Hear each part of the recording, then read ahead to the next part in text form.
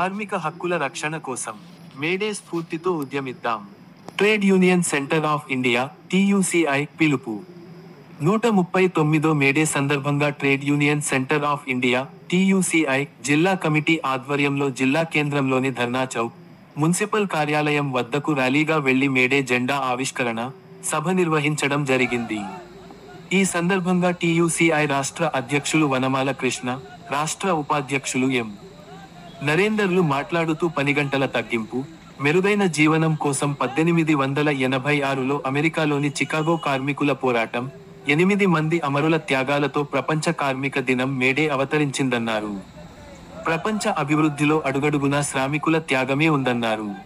దేశంలో 47 కోట్ల మంది శ్రమజీవులలో కేవలం 7 కోట్ల మందికి మాత్రమే ఉద్యోగ, సాంఘిక భద్రత, తగిన వేతనాలు అందుతున్నాయన్నారు. మిగతా 40 కోట్ల శ్రమజీవులకు సరిపడా వేతనాలు, జీవన భద్రత లేదన్నారు. కార్మిక వర్గం పోరాడి సాధించుకున్న 44 కార్మిక చట్టాలలో 15 చట్టాలను కేంద్ర ప్రభుత్వం అడ్రస్ లేకుండా చేస్తూ, మిగతా 29 చట్టాలను 4 లేబర్ కోడ్లుగా ఆమోదించి అమలు చేయాలని చూడడం వల్ల కార్మికులు కట్టు బానిసలుగా మారబోతున్నారని ఆరోపించారు.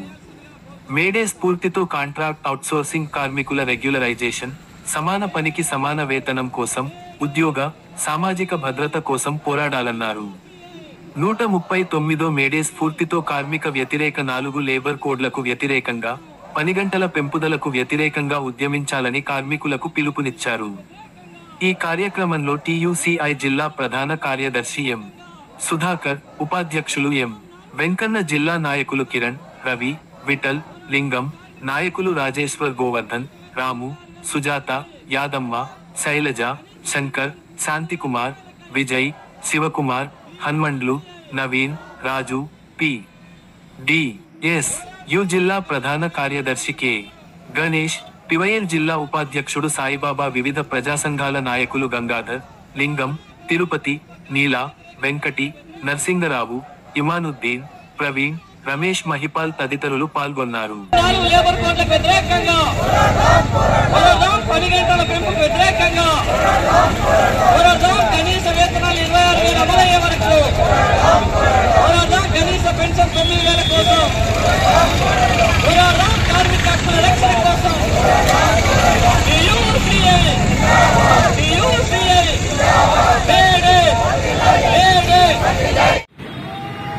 ఈ మేడే ప్రపంచ కార్మిక వర్గానికి పండుగ లాంటిది.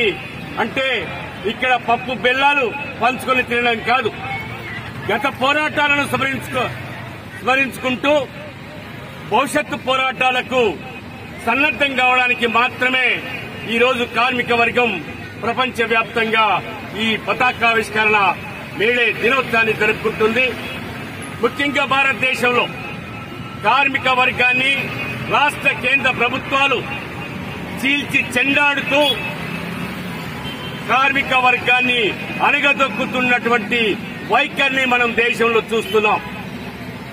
కేంద్ర ప్రభుత్వం గతంలో అధికారంలోకి రాకముందు కార్మికులు కష్టపడేటటువంటి దానికి వేతనం వచ్చేటట్టు చూస్తామని, కార్మిక వర్గం కష్టపడి పనిచేస్తుంది కనుక ఆత్మ గౌరవంతో బ్రతికేటట్టు మా ప్రభుత్వం చూస్తుందని వాగ్దానం చేసినటువంటి మోడీ ప్రభుత్వం అధికారంలోకి వచ్చిన తర్వాత చాలా నికృష్టంగా ఉన్నటువంటి చట్టాలను సవరించి కార్మిక వర్గానికి మేలు చేస్తామనేటటువంటి పేరుతో కేవలం పెట్టుబడిదారులకు లేదా